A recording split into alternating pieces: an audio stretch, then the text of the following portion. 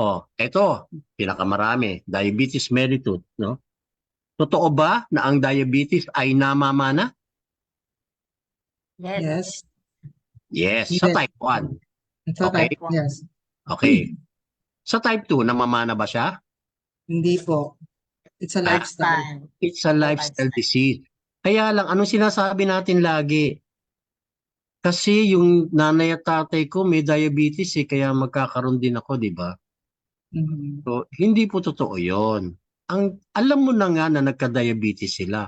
Sinundan mo pa, no? Hindi ka Mhm. nagbago ng lifestyle. Because diabetes is preventable. Totoo bang preventable ang diabetes? Yes. Yes, sa lifestyle. Okay? Totoo ba na ang diabetes ay treatable? Yes. Yes. Yes.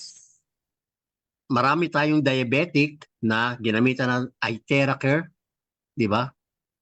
Bumaba ang kanilang BP, meron tayong mga nasa ang tawag dito, yung blood glucose monitor before and after, no? Isang session lang bumababa yung kanilang sugar level. Marami tayong ganon. Okay? Mga before and after. Thank you doon sa mga nag-share. Okay. Sa sa diabetes, meron tayong isang kondisyon na laging kasama ng diabetes, no? Yung diabetic foot. Okay. Totoo ba na kapag ikaw ay nagka-diabetic foot, puputulan ka na agad ng paa? Hindi po. No. Hindi totoo 'yon. Pwede mong ma-save, no, ang diabetic foot. Okay? Kahit yan ay halos buto na lang ang nakikita mo. Kahit kita na ang buto because meron na tayong case na ganyan. Hiniram ko lang, sabi ko, pahiram naman kahit isang buwan muna o anyway, puputulin nyo na naman. Eh, gumanda. No? Kinorek lang yung sugar, in-Theracare, binigyan ng IG ko. Gumanda, hindi na naputulan. We save the life of a patient. Imagine mo yung wala kang paa, di ba? Mhm. Kulang ang paa, hindi magwo-work ang bio kapag isa lang ang paa mo. Basta may paa, pwedeng mag-bio.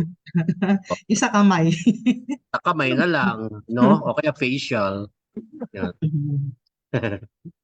Okay, so, ngayon, may isa pang problema ang diabetes. Ano po yun? Yung dinadialysis. Mhm. Ayan. Naniniwala ba? Totoo ba na ang dialysis ay end stage na kondisyon na ng pasyente kapag dinadialysis? Hindi, Dok, hindi. Ayun. Sino yun? Si Hindi, Ako, no? Ruel. Dok, ako. Sino Oo nga ka? po. Sino ka? Tingnan mo ang iyong Si, face. si Gabi Nuang. Si Sir Pids ba yun? Si Sir Pids. Opo. Ayun. Si Julio Diaz. Oo nga eh. Yun, totoo po yun. Napakatigas ng kanyang sagot na hindi end stage, no? Ang dinadialysis because meron tayong mga kaibigan, no, na dinadialysis na win out natin sa dialysis.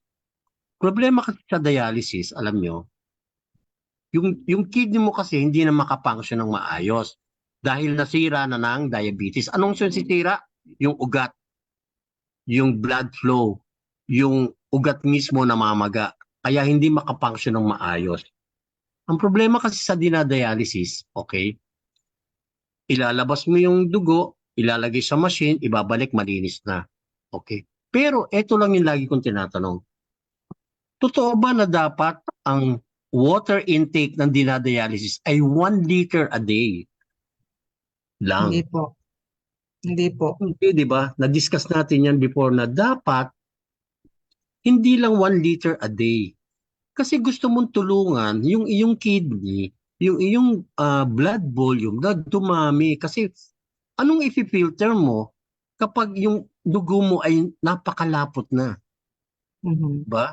Kulang ka sa tubig. Ano lagi natin sinasabi? Tubig is life, no? Tubig yung kailangan ng ating cell. So lalong masisira yung ating cell, especially sa kidney, kung wala itong sapat na tubig sa loob ng kidney cells and all other organs for that matter. So, Pwede ba tayo mag-win out ng mga diabetic patient or those with chronic kidney disease sa dialysis? Totoo ba yon? Pwede? Pwede. Pwede. Okay, that's very good.